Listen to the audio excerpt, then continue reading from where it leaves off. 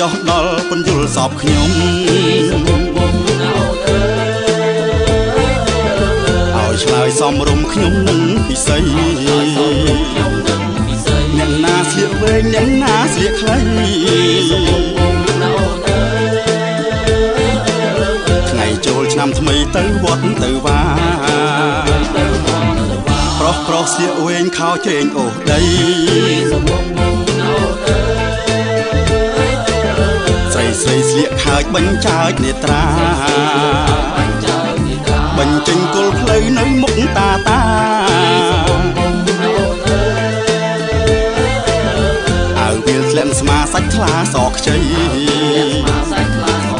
ទេវតាចង់ដល់ពន្យល់សំថាសំឋានបានការកកាត់សេចក្តី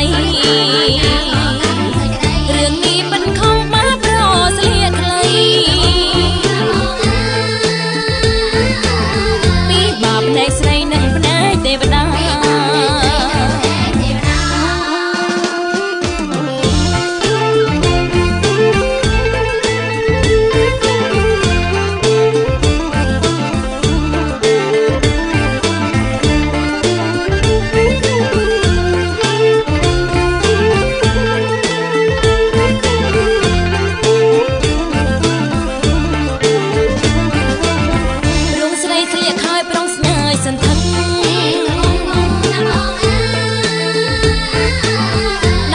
ដូចមឹកនឹងរកស្នេហាហើយប្រុងស្លៀងវែងខោជើងធម្មតាតុងភាពសង្ហាឲ្យទៅស្រីស្រីប៉ុន្តែទៅវត្តសម្ពន្ធជាគោលហាមួងឬហលស្លៀងចូលឆ្នាំថ្មី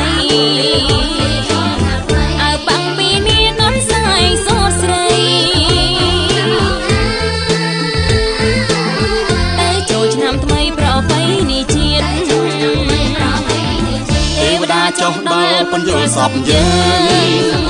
ង